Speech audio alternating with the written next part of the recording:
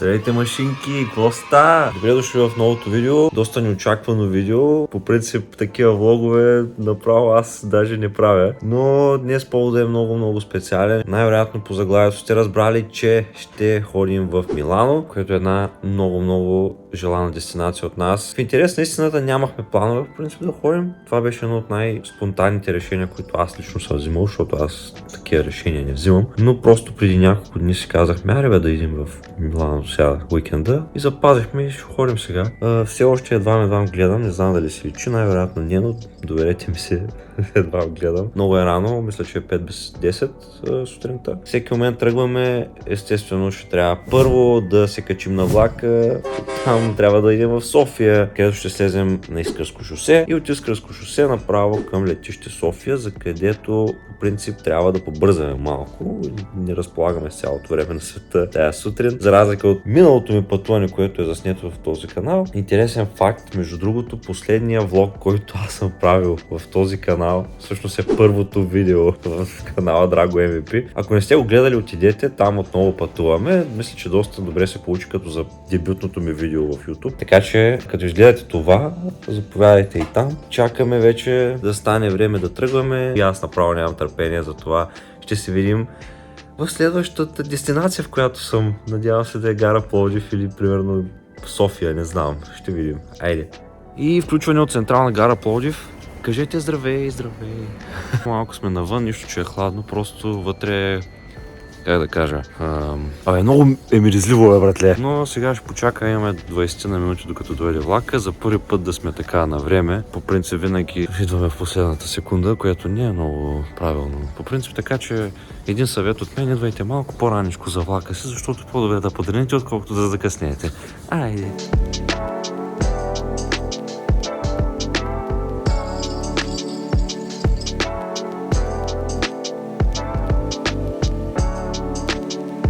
Така, машинки, вече сме в София. Пътуването беше около 3 часа някъде. Нормално пътуване, често казвам, с влак, нищо особено. Докато се чакаме метрото, приятели, да ви попитам, на вас харесва ли ви да гледате такива влогове? Интересни ли са ви? Желаете ли да качвам повече такива влогове?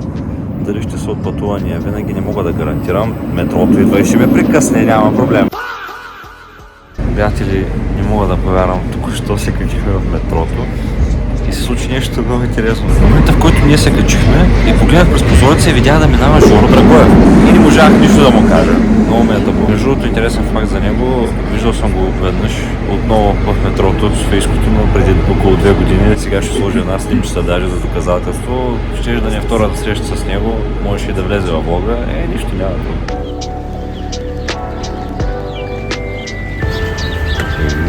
Гледка. На гледка е вода. Чакаме да ни отворят гейта. Доста е тъжен този терминал, както обикновено. Заядоха се с нас, като ни проверяха багажите. Жената беше просто отвратителна с нас, без причина. Какво да се прави? И да, чакаме и нямаме търпение вече просто да се качим на този самолет и да излетаме.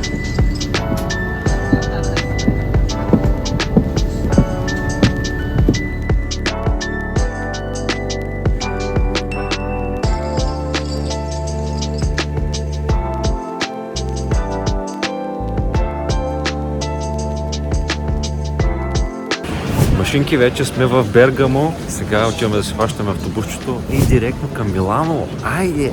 Относно полета не мога да ви кажа много, понеже спах. Да.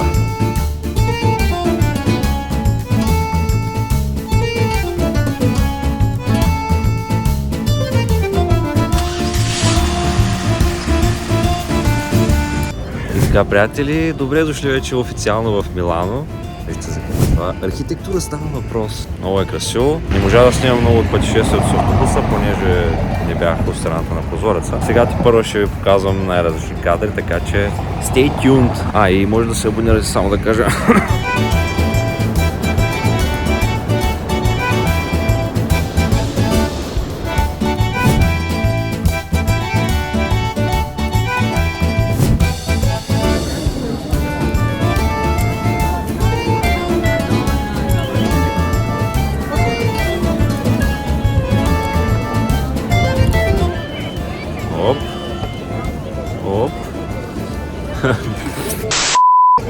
красиво голяма навалица от хора, между другото. Обаче наистина гледката се строя по човек.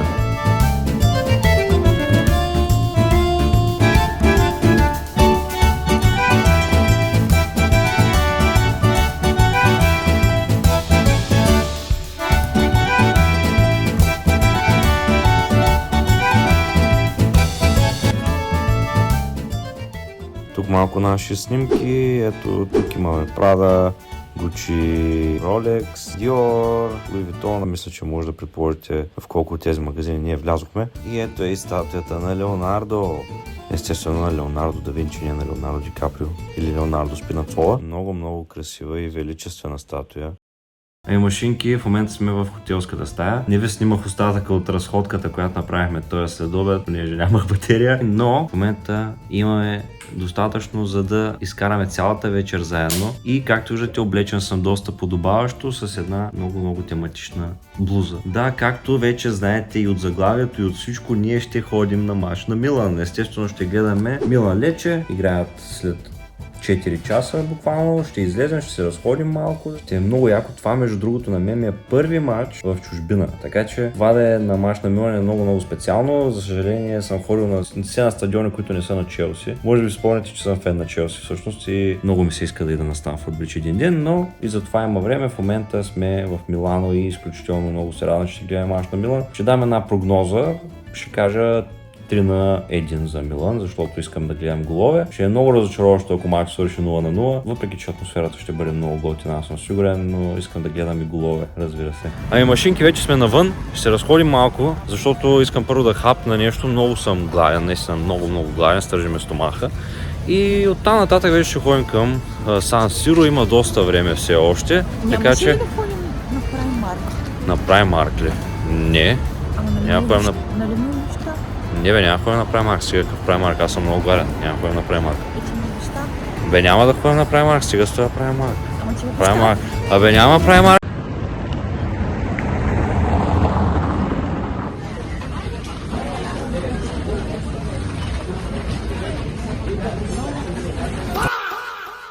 Two hours later.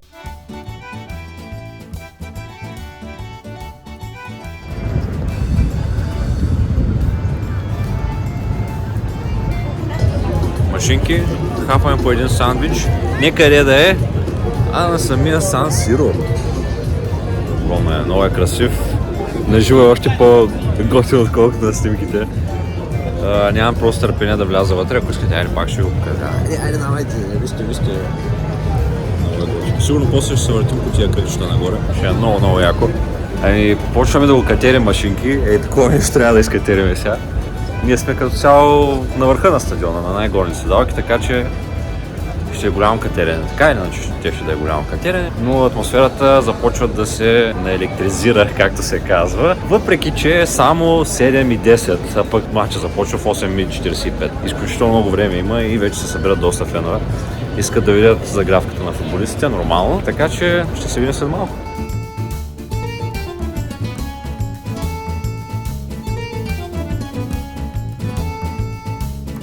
Нямаше как да не си направим и една фотосесия на Сан Сиро, разбира се, приятели. Дори самия Тиджани Райндерс гледаше матча с нас. Просто каква чест. И ние вече седнахме по местата, имаме си пуканки. Ще е много яко. Искам да ви покажа само на какви места сме. Вижте само за какво става въпрос. Уникална гледка.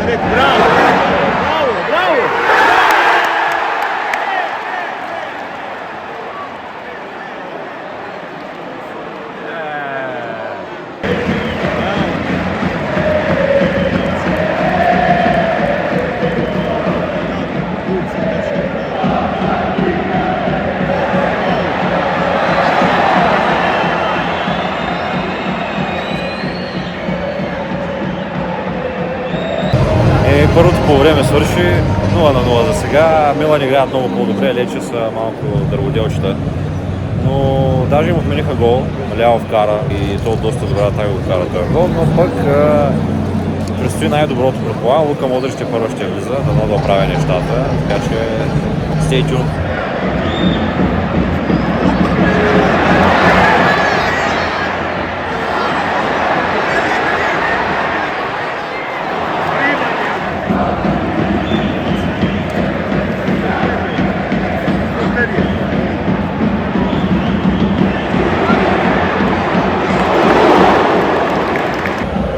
Нещо се разиграха май.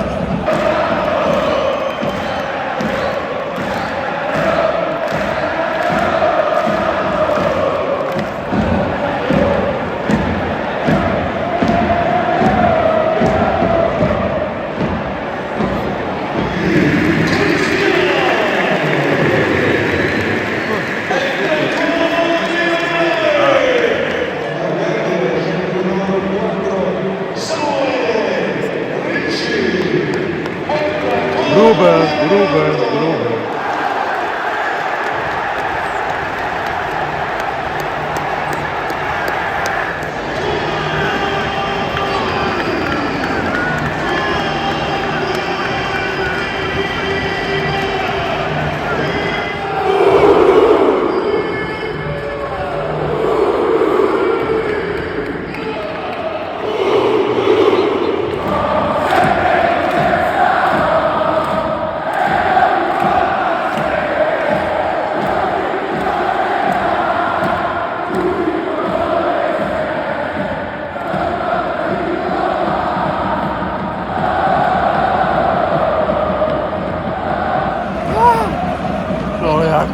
Караха лофта с чих, играта тръгна.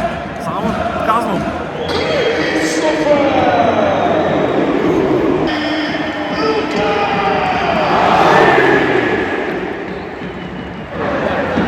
Хайде, Модрич.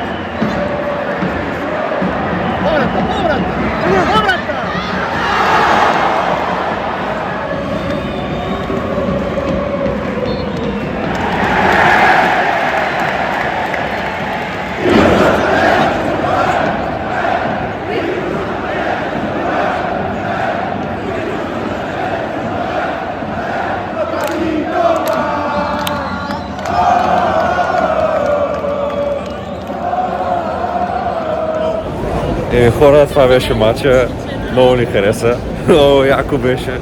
Атмосферата беше уникална и само си представете, че това е матч между Милан и Лече.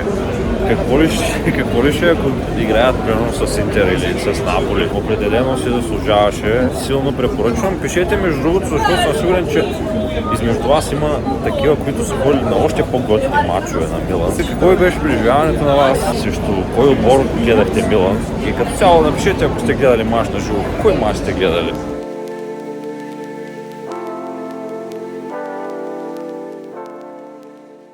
Приятели, обратно сме в хотелската стая, изтощени от един много дълъг ден, който обаче беше пълен със събития. Много интересно се прекарахме, доволни сме общо взето и от матча, и от разходката преди това, и определено чакаме с нетърпение това, което предстои утре. Какво мислим за момента относно Милано? Честно казано, лично аз не виждам целият хайп какъв е. Самия град е окей, но не е нещо върховно, че да бъде топ туристическа дестинация, особено пък на българите.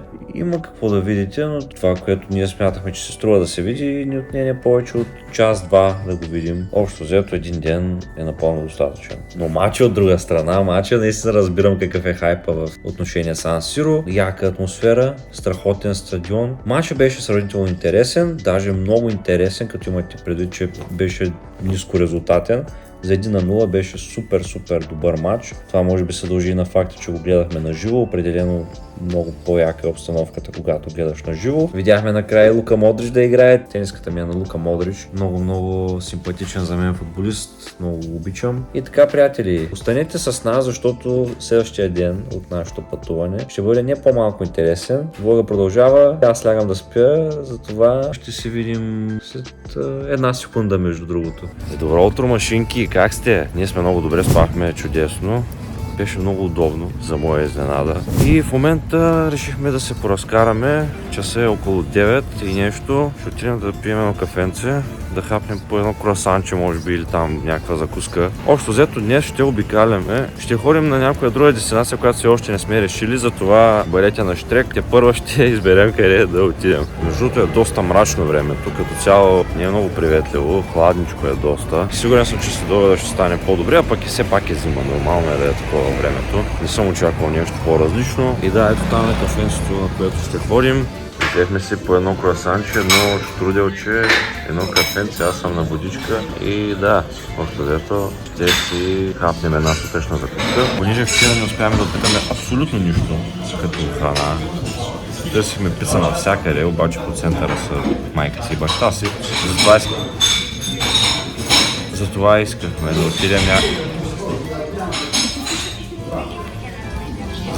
отидем някъде другаде. Днес ще ходим да ядем италианска пица най-накрая, ще ходим да ядем паста и всякакви други италиански неща. Днес това е целта на нашия ден, да опитаме всичко от тяхната кухня общо взето. Най-после седнахме на пицария, приятели, просто нямах търпение, много ми се яде пица, специално италианска, искам да пробвам. Ето ги пиците, приятели. Ние сме малко нетърпеливи. Така изглежда заведението.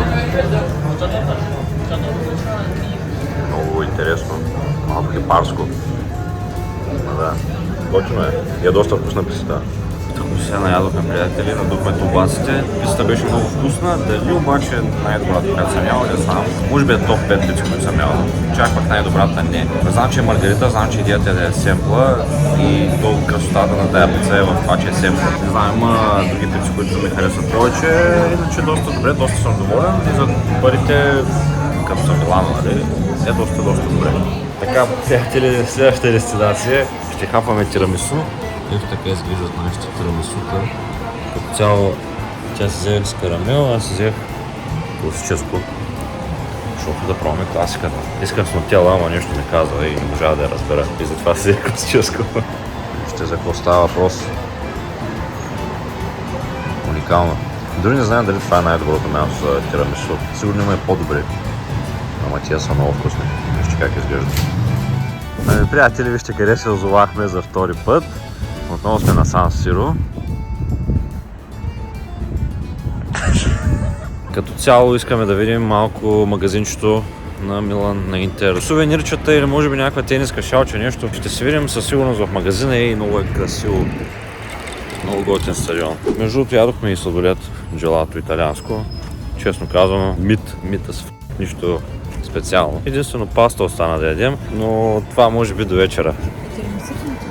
Тирамисуто беше много вкусно, да. Тирамисуто беше добро. А и сигурно има по-добри места за тирамису даже. Така че ако идвате тук, опитайте тирамису със сигурност, но джелатото и то ядохме от джелато от центъра. Така че уж на центъра би трябвало да е от хубавите, но явно не работят така нещата, не знам. Защото той си беше хубав сладоледа, просто не беше нещо върховно. Малко overhyped бих казал аз, малко прехвален. И overpriced, да, overpriced. Със сигурност ще влезе в най-прехвалените 11 торки сладоледа. Но да видим какво има в магазина на Милан.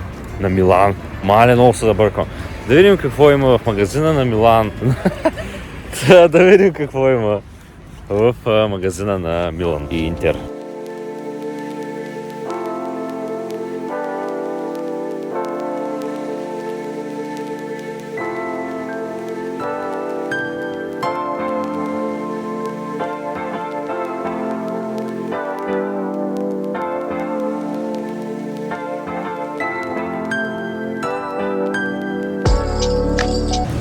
Машинки, вече сме извън магазинчето. Като цяло напазарихме малко. В чантата на Милан имаме и чанта на Интер.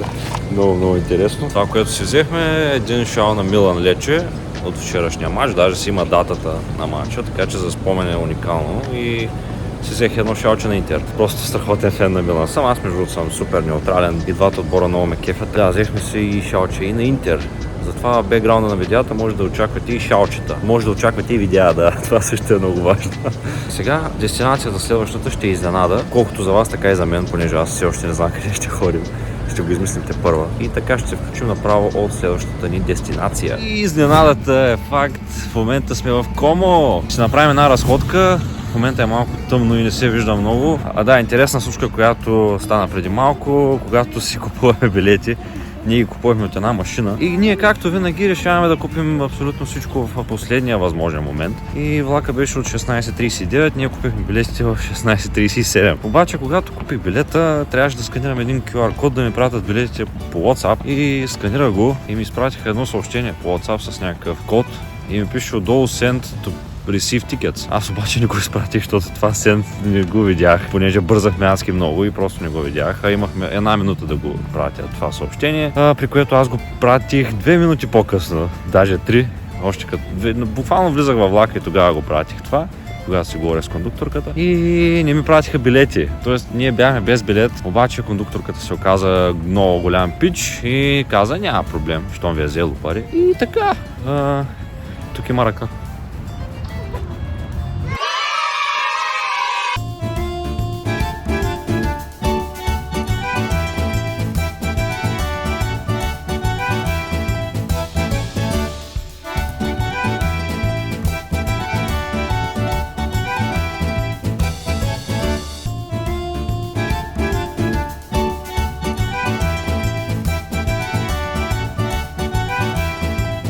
Може би беше малка грешка, че не дойдохме тук през деня. Но пък и така е много красиво.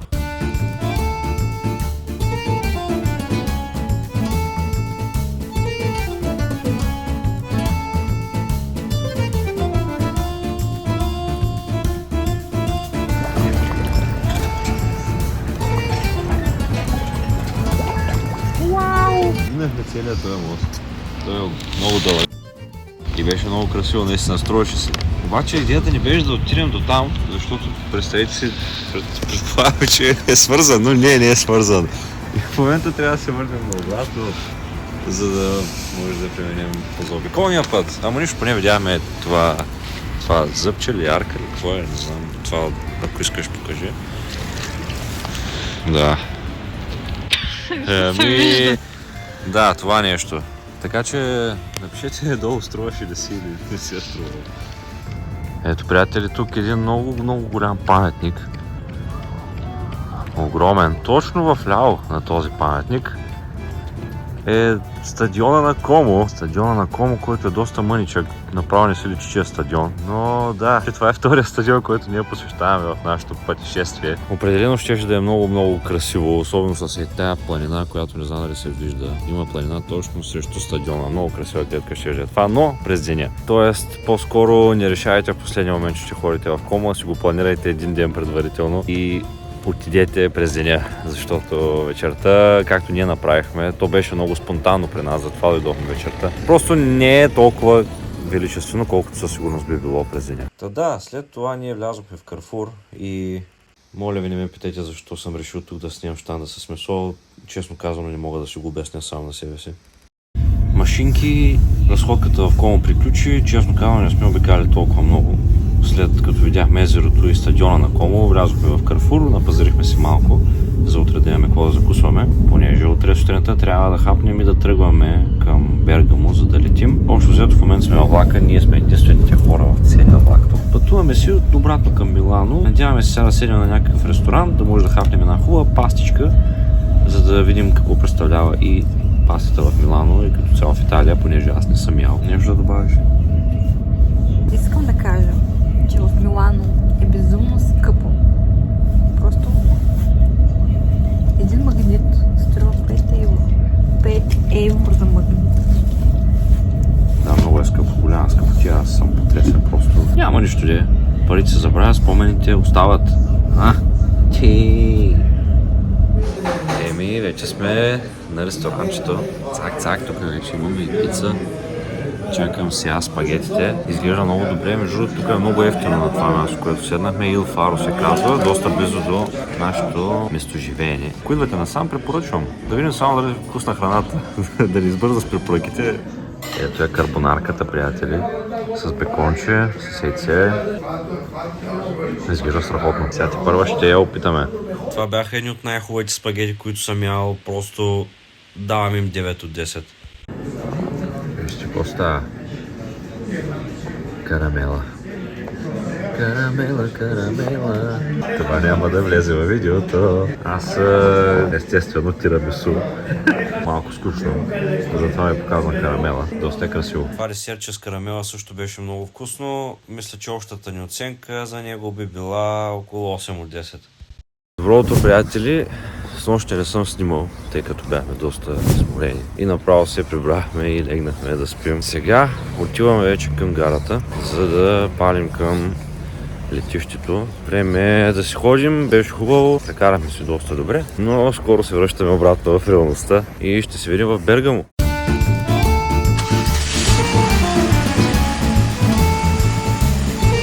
Приятели, вече сме на летището. Има доста народ. Сега ще преминаваме security check, най-смотаната част за мен лично. И отиваме вече към самолета. Имаме половин час, тук затворят гейтовете, така че надяваме всичко да мине нормално.